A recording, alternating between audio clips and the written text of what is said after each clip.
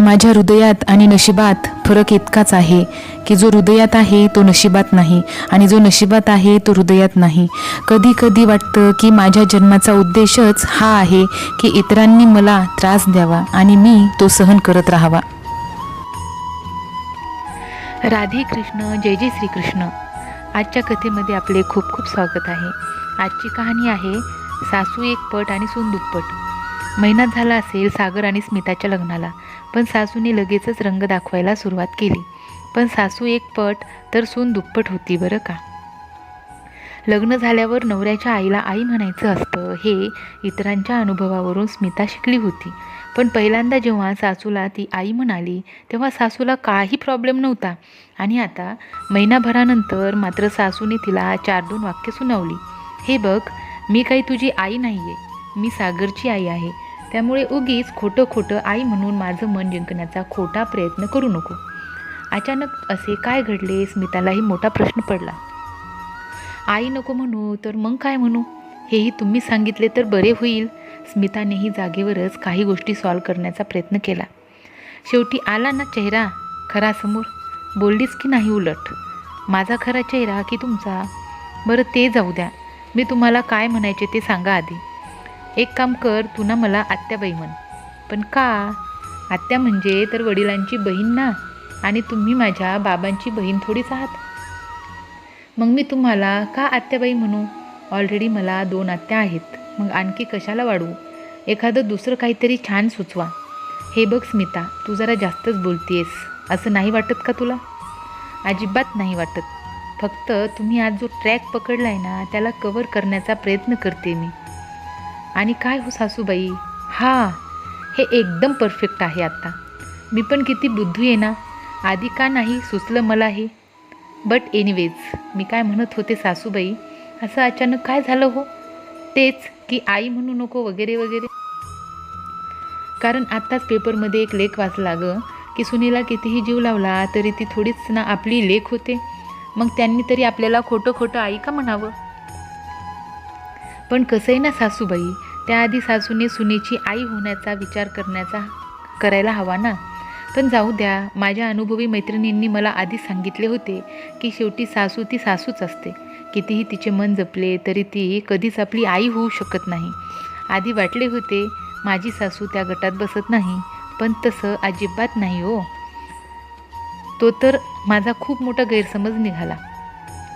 मैत्रिणींचेच ऐक तू, यावरूनच समजते तुला डोकं आहे की नाही ते. अगदी बरोबर बोललात बघा सासूबाई. म्हणजे हाच नियम तुम्हालाही लागू होतोच ना. आता विचारा बरं कसं ते आणि कसं बरं. मी मैत्रिणींचं ऐकते हे तुम्हाला दिसलं, यावरून मला डोकं आहे की नाही हेही तुम्ही ठरवलं. पण मग शेजारच्या जोशी काकूंनी असं काय हो सांगितलं तुम्हाला की त्या गेल्यापासून तुम्ही एवढ्या बदलल्या? आता मात्र स्मिताच्या सासूची बोबडीच वळली. अरे देवा, हिने ऐकली की काय मग अशी आमचे बोलणे? नका हो सासूबाई एवढा विचार करू, आणि अजिबात टेन्शन घेऊ नका, मी काहीही ऐकले नाही. पण तरीही तुम्ही माझ्याचबद्दल बोलत होतात हे मला बरोबर समजले बरं का. आणि तसेही मग अशी तुम्ही पेपरमध्ये वाचलेल्या त्या लेखाच्या लेखिकेला मी शोधून काढेलच. तेव्हा मग तुम्हीच ठरवा तुमच्या सुनेला डोकं आहे की नाही ते. आता मात्र प्रमिलाताई स्मिताकडे पाहतच राहिल्या. आणि आणखी एक सासूबाई, उद्यापासून मी सकाळी लवकर उठून काहीही करणार नाही. कारण मी आता ठरवले खोटं अजिबात नाही वागायचं. जस्ट आत्ताच ठरवले हे मी. स्मिता न राहून सासूचा आवाज वाढला. तेवढ्या सागर बाहेरून आला. हे बघ सागर, तुझ्या बायकोला सांगून ठेव. जरा अत्तीच होते हिचं. तेवढ्यात कोपऱ्यात बसलेल्या सासऱ्यांकडे बघत स्मिता म्हणाली, हे पहा बाबा, तुमच्याही बायकोला सांगून ठेवा भांडणं आमची आहेत, मग पुरुषांना त्यात ओढायचे नाही म्हणून. एवढ्या वेळेपासून सुरू असलेल्या सासू सुनेचा वाद ऐकून सासरे बुवांच्या मनात आनंदाच्या उकळ्या फुटत होत्या. अशी सून हवी होती मला. प्रमिला थोडी हलक्या कानाची आहे, कोणी काही सांगितले तर लगेच विश्वास ठेवते कोणावरही, आणि लोक पण तिच्या या स्वभावाचा फायदा घेऊन मोकळे होतात. पण स्मिता मात्र पूर्णपणे विरुद्ध होती प्रमिलाताईंच्या. चांगल्यासाठी एकदम चांगली तर वाईटांसाठी वाईट, अगदी बिनधास्त वागणारी. पण जर का कुणी तिच्या वाट्याला गेले की मग त्याचे काही खरे नाही. स्वतःचे प्रॉब्लेम स्वतः सोडवणाऱ्या स्मिताला खोटे अजिबात सहन व्हायचे नाही. समोरचा विनाकारण जर तिला वाकड्यात शिरला की मग त्याला वटणीवर कसे आणायचे हे स्मिताला माहीत होते. स्मिताचे सासरे मात्र तिच्या ह्या वागण्यावर अगदीच खुश होते. अशाच खमक्या मुलीची गरज होती त्यांच्या घराण्याला. सासू सुनेच्या सुरू असलेल्या वादात आता उडी मारायची हिंमत करतील का सागर आणि त्याचे बाबा, जाणून घेऊया पुढच्या भागात. आपण पाहिलं पहिल्या भागामध्ये स्मिता आणि तिच्या सासूचे जोरदार भांडण झाले आहे आणि या भांडणाची कारणीभूत आहे जोशी काकू. जोशी काकूंबद्दल विचार करत स्मिता तिच्या रूममध्ये जाते. त्यानंतरची कथा आपण ऐकूया. जोशी काकूंना कसा धडा शिकवायचा याचाच आता स्मिता विचार करत होती. कारण आत्ता जर ती शांत बसली तर त्याचे दुष्परिणाम तिलाच भोगायला लागणार होते. तेवढ्यात सागर रूममध्ये आला. ओय माय डिअर स्मिता राणी, आता तरी सांगशील का तुमच्यातील वादाचा खरा मुद्दा काय आहे ते? जोशी काकू, स्मिता ही लगेच उत्तरली. त्यांचा इथे काय संबंध? त्यांच्यामुळेच तर हे सगळं रामायण घडले.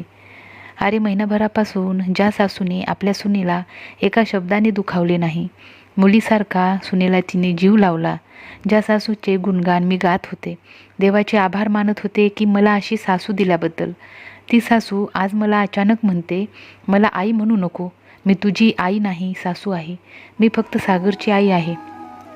हे असं म्हणाली आई? सागर देखील आश्चर्यकारक उद्गारला. नाही, ॲक्च्युअली त्याच बोलल्या, पण त्यांच्या तोंडून जोशी काकूच बोलत होत्या. आईच्या डोक्यात हे सगळं जोशी काकूंनीच भरवले हे मात्र नक्की. कारण त्यांचे काहीतरी सुरू होते याचा अंदाज आला मला. त्यांची गोंधळलेली नजर मी जवळ गेले की अचानक बोलणे बंद. मला थोडा डाऊट आला, पण जोपर्यंत काही गोष्टी माझ्यापर्यंत येत नाहीत तोपर्यंत मी शांत असते. म्हणून मग मीही दुर्लक्ष केले. पण त्या बाहेर कुठे जात नाही तोच तुमच्या मातोश्रीचे हे शब्द कानी पडले. जोशी काकू असे करू शकतात स्मिता, याचा मलाही अंदाज आहे आणि आई पण लगेच विश्वास ठेवणार याचीही मला खात्री आहे. जोशी काकूंची थोडी हिस्ट्री सांग रे मला. ए बाई जाऊ दे आता, तू जाशील तिकडे खरं खोटं करायला. मी नाही काही खरं खोटं करणार.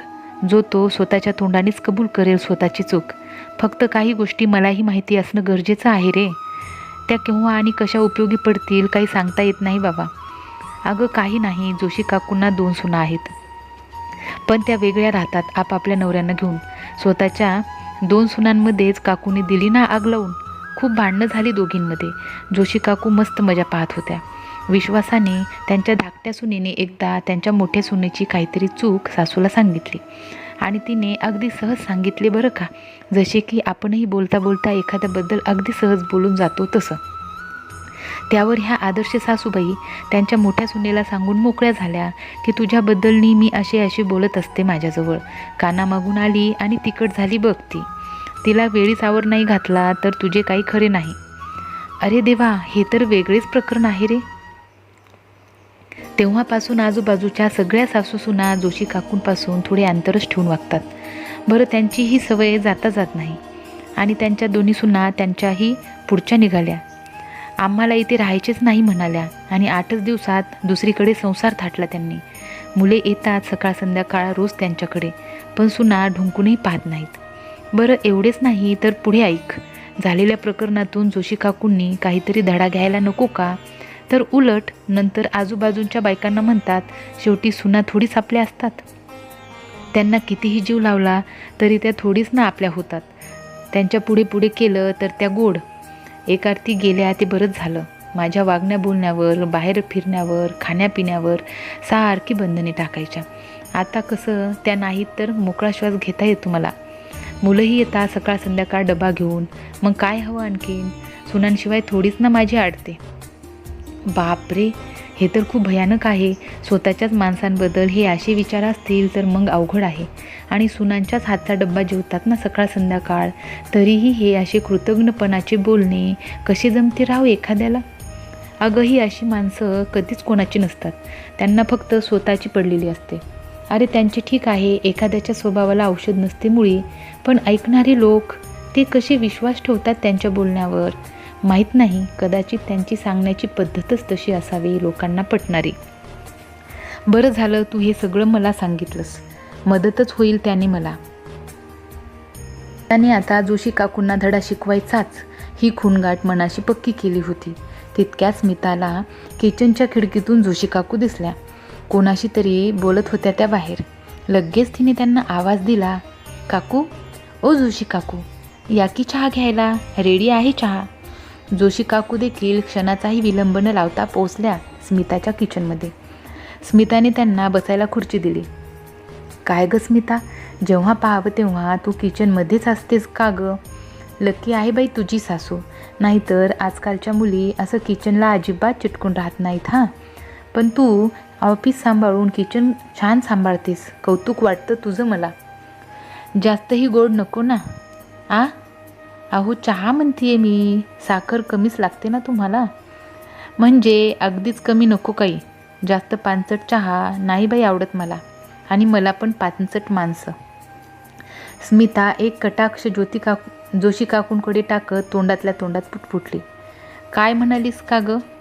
छे, मी कशाला काय म्हणू, घ्या चहा, टेस्ट करून सांगा अगदी तुम्हाला जसा हवा तसाच झालाय का नाही ते.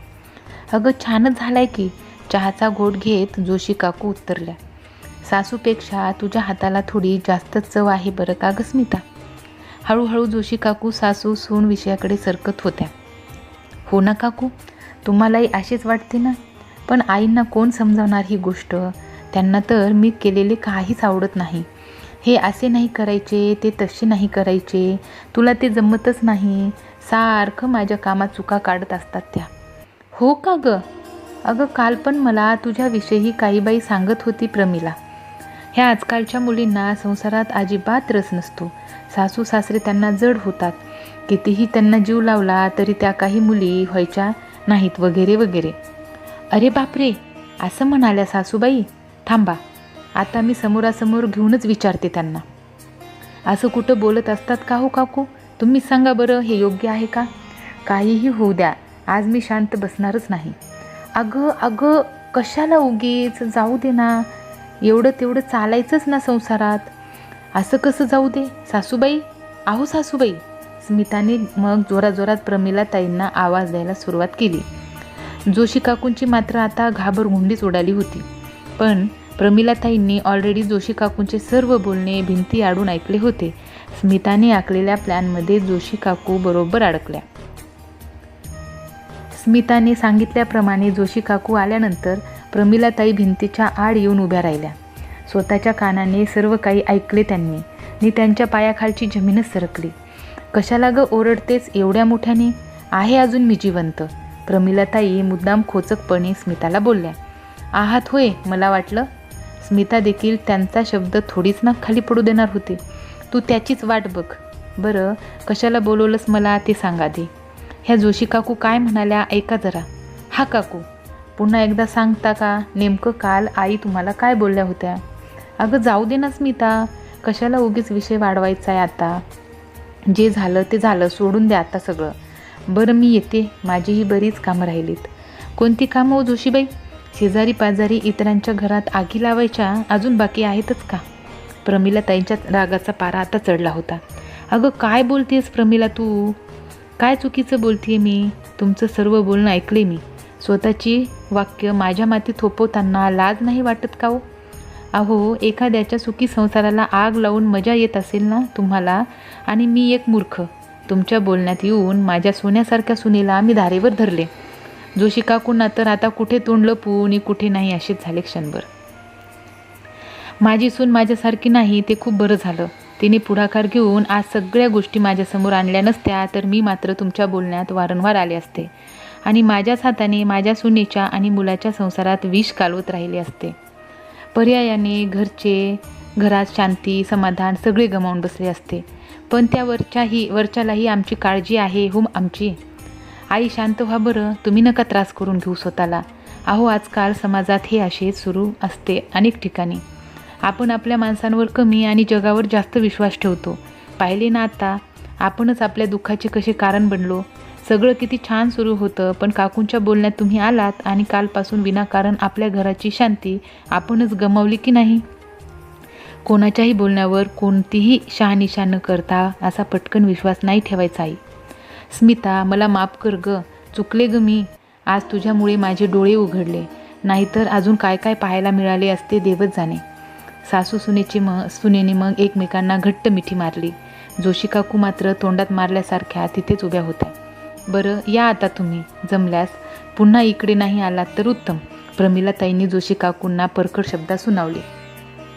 आज पहिल्यांदा स्मिताच्या सासऱ्यांना बायकोचा खूपच अभिमान वाटला. कधी नव्हे, तो आज पहिल्यांदा त्यांच्या बायकोने अगदी बरोबर ट्रॅक पकडला होता. इतका अपमान सहन करूनही जोशी काकू सुधारतील की नाही हे देवच जाणे. पण जोशी काकूंसारख्या अनेक बायका आजही समाजात पाहायला मिळतात.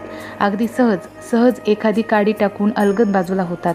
आपण त्यावर कितपत विश्वास ठेवायचा हा ज्याचा त्याचा प्रश्न. कारण आजही अनेक ठिकाणी आपल्या माणसापेक्षा जगावर जास्त विश्वास ठेवला जातो. दोन बायका एकत्र आल्या की बोलण्यात फक्त सासू सून हा विषय मोठ्या प्रमाणात पाहायला मिळतो. हिची सून तशी, तिची सासू तशी, हा विषय आता जागतिक पातळीवर मुख्य विषय बनला आहे. त्यामुळेच घराघरातील शांतता जवळपास नाहीशी होत चालली आहे. पण आपणच आपल्या दुःखाचे मूळ कारण बनत चाललो आहोत हे मात्र कोणाच्याही लक्षात येत नाही. प्रत्यक्ष अनुभवापेक्षा ऐकीव गोष्टीवर जास्त पटकन विश्वास ठेवला जातो आणि हेच याचे मूळ कारण आहे. प्रत्येक सासूला स्वतःच्या सुनेपेक्षा शेजारपाजारच्या सुनेत चांगले गुण थोडे जास्तच दिसतात. शेजारच्या सुनेची तारीफ त्या करतील, पण स्वतःच्या सुनेची तिच्याशी तुलना करून स्वतःच्या सुनेला नावे ठेवण्याची एकही संधी सासवा सोडत नाहीत. मग पुढे जाऊन सूनही तोच कित्ता गिरवते. आधारासाठी दरवेळी मैत्रिणींच्या खांद्याचा आधार ती शोधते. थोडा जरी एकटेपणा मिळाला की तासनतास मग फोनवरून आपापले दुखडे सुनावल्याचे दोघींचेही मन मग हलके होते. सासू हा विषय कितीही बोललं तरी संपत मात्र नाही. पण खरंच या सगळ्यातून काय साध्य होते हो? तर काहीच नाही. नवरा बायकोप्रमाणे सासू सुने देखील एकाच रथाची दोन चाके असतात असे म्हणायला हरकत नाही. कारण दोघांनाही एकाच छताखाली राहून संसाराचा रथ पुढे न्यायचा असतो.